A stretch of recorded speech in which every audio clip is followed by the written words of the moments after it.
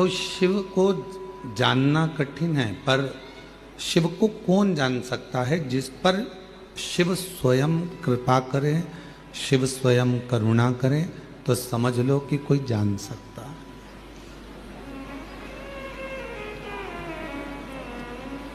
One क्षेत्र में जब पांडव जा रहे थे वन के अंदर, तो भीम ने युधिष्ठिर से पूछा था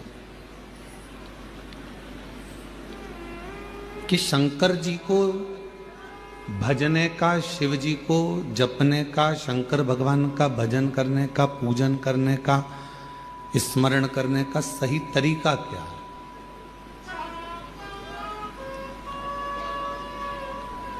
और हम निवेदन करेंगे कि जितने भी शिव भक्त आस्था चैनल पर कथा सुन रहे हैं और जितने फेसबुक यूट्यूब पर सुन रहे हो, चाहे जितने बाबा कंकर शंकर की भूमि पर कुबेरेश्वर धाम पर कथा सुन रहे हो, इस बात को आप भी बड़े ध्यान से सुनिएगा।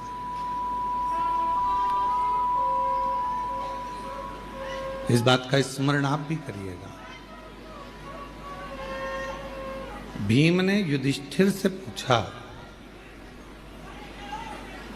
और भीम ने युधिष्ठिर से पूछा कि भगवान शिव को प्राप्त करने के लिए सबसे सुंदर पूजा का तरीका, अनुष्ठान का तरीका, साधना का तरीका कौन सा?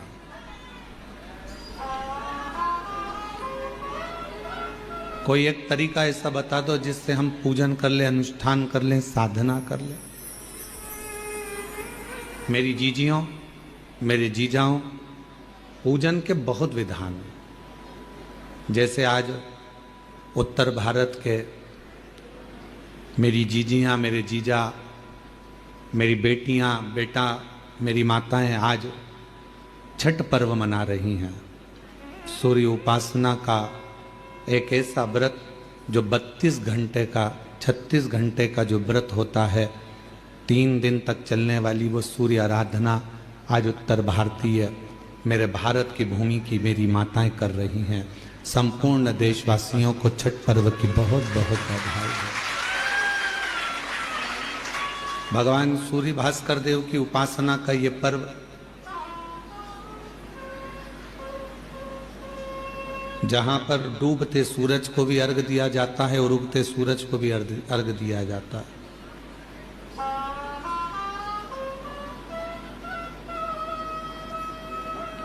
जहां भगवान देवादिदेव महादेव की आराधना के साथ में सूर्य की आराधना का पर्व है, मां छठ की आराधना का पर्व है। तो पूछा भीम ने युधिष्ठिर से कि भगवान की पूजन का सही नियम क्या है, भगवान शंकर की साधना का सही तरीका क्या है, उनकी उपासना का सही तरीका क्या है।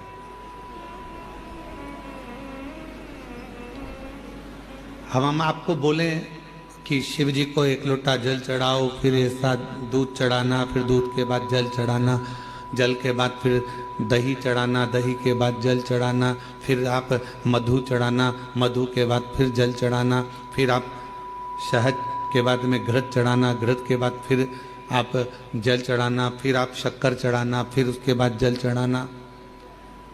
सब नियम। कोई ब्राह्मण देवता आएंगे, वो आपको एक नियम बनाएंगे कि इस तरह से पूजन करो। फिर कोई संत मिल जाएगा तो वो कहेगा कि इस तरह से पूजन करो। पर वही बात भीम ने युधिष्ठिर से पूछी कि पूजन का नियम क्या है, हम भगवान शंकर की पूजन कैसे करें, हम भगवान शंकर की आराधना साधना कैसे करें, क्या नियम हो सकता। अब यहां जितनी माताएं बैठी हैं, हम एक एक को खड़ा करके पूछे हैं कि तुम बताओ कि शिव जी की पूजन का नियम क्या है। तो हम दामोदर प्रसाद जी से पूछेंगे, वो अलग नियम बताएंगे, उनके बेटे से पूछेंगे तो वो अलग नियम बताएंगे, बहू से पूछेंगे वो अलग नियम बताएंगे। बोलो सही है कि गलत है? जितने मेरे बाहर जीजियाँ बैठी हैं, जीजा बैठे हैं, जितनी माताएं बैठी हैं, जितने बच्चे बैठे हैं, उनसे पूछेंगे क्यों शिव जी के मंदिर जाते हो, हाँ क्या नियम से पूजन करते हो, तो कहेंगे हम झाड़ू लगा देते हैं, पोछा लगा देते हैं, जल चढ़ाते हैं, बेलपत्र चढ़ाते हैं, ये करते हैं, वो करते हैं। सबका अपना अपना नियम है, सब अपना नियम बता। भीम ने भी युधिष्ठिर से पूछा कि शिव पूजन का नियम क्या है।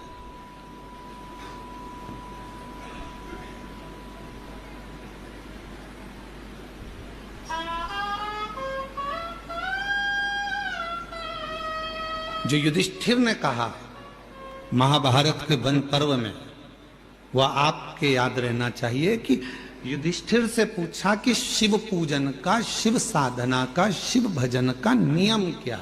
तो युधिष्ठिर ने कहा भीम,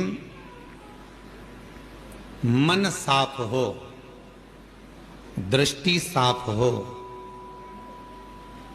हृदय साफ हो, और तुम किसी भी तरह से शिव को एक लोटा जल चढ़ाओगे तो शिव स्वीकार कर लेगा। उसमें बड़ा नियम कर कर हम भगवान को नहीं पा सकते। बहुत बड़ी साधना कर कर कलिकाल, कलयुग में, इस घोर कलयुग में कौन नियम धारण करेगा, कौन कितने लंबे व्रत करेगा, कौन कितना साधना करेगा, बड़ा कठिन हो जाता। कौन नियम धारण कर सकता है, कौन साधना कर सकता है। इस घोर कलयुग में तो कोई बड़ा से बड़ा बाबा जोगी भी आकर कह देना कि हम इतनी साधना करते हैं, तो शिव पुराण कहती है बड़ा मुश्किल है जी। तुलसी बाबा ने तो एक ही लाइन में सबको, पूरे को तुलसीदास बाबा ने एक ही लाइन में सबको समेट दिया, कलयुग केवल नाम आधारा, सुमर सुमर नर उतरई पार। तुलसीदास बाबा को मालूम था कलयुग में बहुत सारे साधन बताएंगे, कोई इधर से आएगा ये बताएगा, कोई उधर से आएगा वो बताएगा, कोई कहेगा इसको भजो, कोई कहेगा उसको भजो, कोई कहेगा ऐसा करो, कोई कहेगा वैसा करो। तो तुलसीदास जी ने लिख दिया कि कलयुग केवल नाम धारा और सुमर सुमर नर उतरहि पार। तुलसी बाबा ने कह दिया कि नाम की आधारशिला रखो, तुम राम भजो, कृष्ण भजो, शिव भजो, जगदम्बा भजो, दत्त भजो, तुम्हारी मर्जी पड़े वो भजो, पर भजो, तुम्हारा भगवान का मंत्र जाप, नाम जाप भजो, जपो।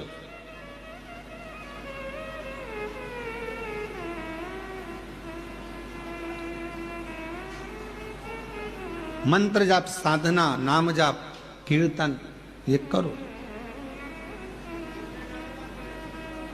स्पीकर ऑन चालू करो, बाहर के स्पीकर। और जब मंत्र, साधना, व्रत हम कुछ भी करें, पर यदि हमारे मन ही पवित्र नहीं है, हमारा हृदय ही पवित्र नहीं है, तो क्या हम शिव को प्राप्त कर सकते हैं?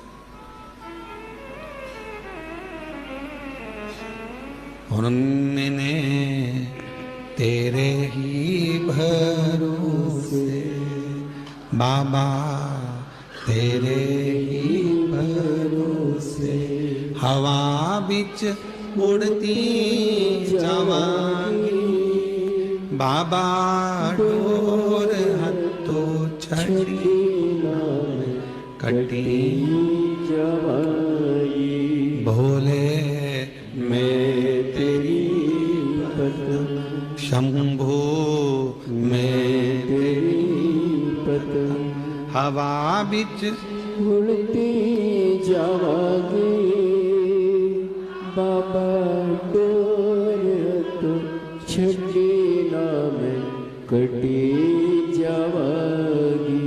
शिव कथा कह रही है कि साधना में मन की पवित्रता होना चाहिए। बहुत लंबी पूजन जमाली हमारे पास, ये भी रखा है, ये भी रखा है, ये भी रखा है, ये भी रखा है, शिव जी को ये भी चढ़ाऊंगी, शंकर जी को ये भी चढ़ाऊंगी, शंकर जी को ये भी चढ़ाऊंगी, और मालूम पड़े मन शुद्ध नहीं है, मन का भाव शुद्ध नहीं है, तो परमात्मा कैसे मिलेगा?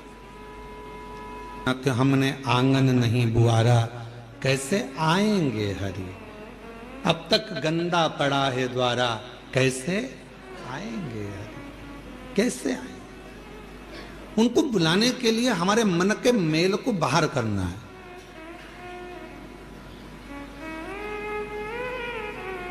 कहां पर आए हो आप लोग कथा श्रवण करने के लिए? बाबा कुबेरेश्वर के धाम, मेरी जीजियों का मायका और मेरे जीजाओं का ससुराल।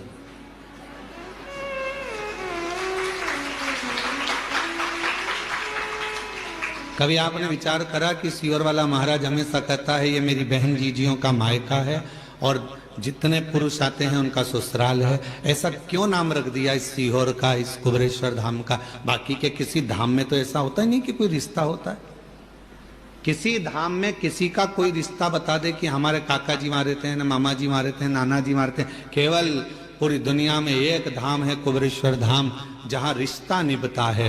जितनी मेरी बेटियां आती हैं, बहन आती हैं, माताएं आती हैं, उनका ये मायका है। और जितने पुरुष आते हैं, बच्चे आते हैं तो उनके नाना का घर है, और बड़े आते हैं तो उनका ससुराल है। तो ये एक परिवार। क्यों इस भूमि पर ऐसा क्यों है कि यहां संबंध है, रिश्ते हैं, नाते हैं।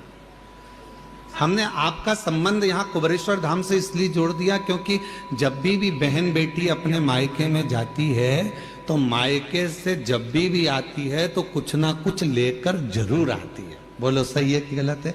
मायके से पिताजी भेजेंगे बेटी को तो भले एक बिस्कुट का पुड़ा दे दे, चाहे कुछ भी दे दे, एक साड़ी दे दे, नहीं दे तो 2 रुपया, 5 रुपया, 500 रुपया, 1000 रुपया दे, वो भी नहीं दे तो सामान फल फ्रूट मिठाई रखकर भेज देगी माँ बाप। पर कुछ ना कुछ दिए बिना बेटी को अपने घर से भेजते ही नहीं है। और दामाद अगर घर आता है और अगर नवासा घर आता है, नाना नानी के घर में अगर बच्चे आते हैं तो वो भी जाते हैं तो नानी नाना कुछ ना कुछ देकर भेजते हैं। जमाई आया तो उसको कुछ ना कुछ देकर भेजते हैं। इसलिए तो ये बहुत जरूरी है। और जो दामाद बहुत उद्दंडी होता है ना, बहुत लड़ता झगड़ता है बेटी से, तो उसको भी देकर भेजते हैं, उसको भी देकर भेजते हैं। भले गाली देकर भेजे पर भेजते तो है। भेजा तो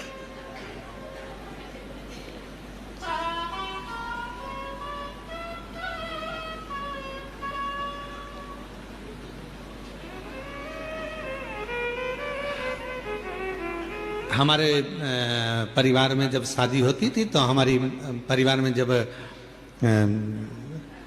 बेटियों की, बहनों की शादी होती थी तो वो हमारे माताजी हमसे कई बार कह देती, सुनो आज रात को जागना है तुमको।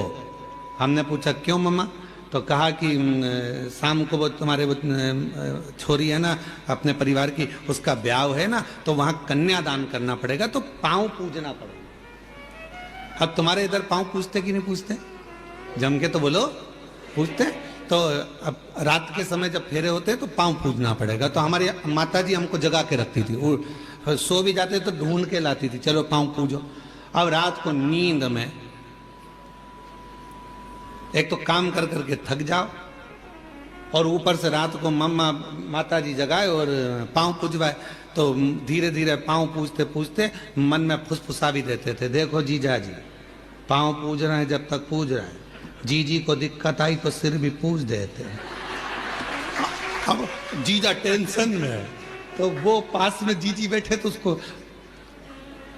तो जीजी कह देती है ही ऐसा, है ही ऐसा।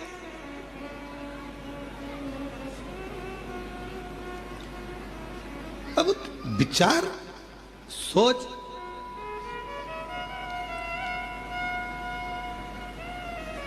होता है कभी कभी ऐसा स्मरण। एक व्यक्ति बोला कि बहुत पुरानी बात है, हम जब स्कूल कॉलेज में पढ़ते थे उस समय की बात। अब उस समय पर हम 9th क्लास में पढ़ रहे थे, 9th क्लास में पढ़ते तो वो बोले देखो उनके घर पे कितनी भीड़ होती है, वो उनके घर पे कितनी भीड़ होती है। तो हमने भी हमारे दोस्तों से कहा कि भीड़ लगाना कोई बड़ी बात है, 1 मिनट में भीड़ लग जाती है, उसमें कौन सी दिक्कत वाली बात है।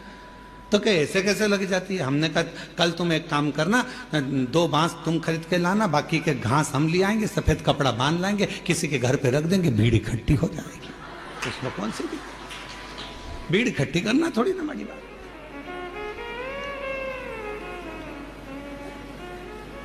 भीम ने पूछा युधिष्ठिर से कि शिव पूजन का विधान क्या है?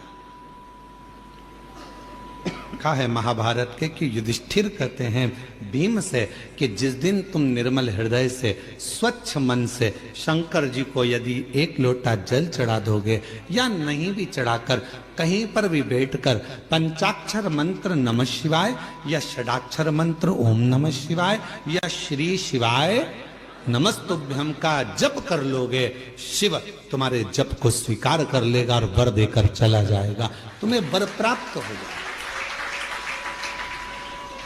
अब तुमसे कोई कहे कि तुमने मंदिर में जाकर पूजन को ऊपर नीचे कर दिया, तुमने मंदिर में जाकर पहले दूध चढ़ा दिया, फिर जल चढ़ा दिया, उसके बाद में तुमने फिर कुछ चढ़ा दिया, पहले जल चढ़ाकर फिर तुमने बेलपत्र चढ़ा दी, इतने में किसी ने देख लिया, देखते से ही वो बोली तुमने तो गलत काम किया, पहले तो जल चढ़ना था फिर बेलपत्र चढ़ना थी और तुमने बेलपत्र चढ़ा दी उसके बाद जल चढ़ा दिया, तुमने तो ऐसा कर दिया, तुमने तो चावल का दाना ऐसा चढ़ा दिया, तुमने तो वैसा कर दिया। उसको समझा कर कह देना हजारों तरह के मनुष्य संसार में रहते हैं तो हजारों तरह की पूजा भी संसार में होती है। 33 कोटि देवताओं ने भगवान शंकर की आराधना 33 कोटि देवताओं ने 33 कोटि तरह से करी है।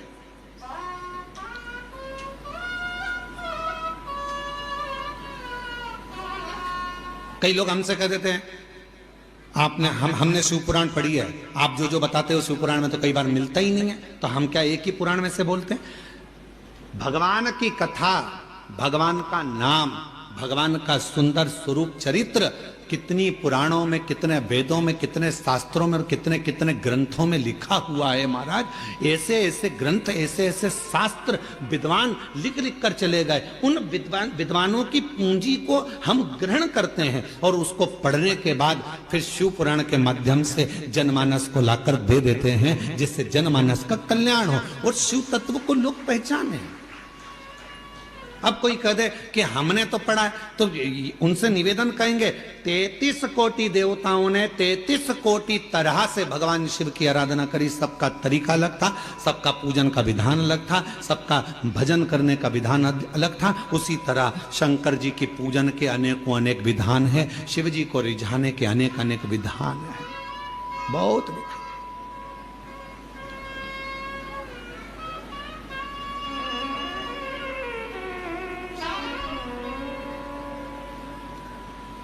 और तेरी कृपा बिना न हिले एक भी अणु, लेते श्वास तेरी कृपा से तनु तनु, बखान क्या करूं मैं राखों के डेरे का, चपटी बबूत में खजाना कुबेर का, हे गंगाधार मुक्ति द्वार ओंकार तू, भोले ओंकार तू, आयो शरण तिहारी शंभु तार तार तू। सबका विधान अपना,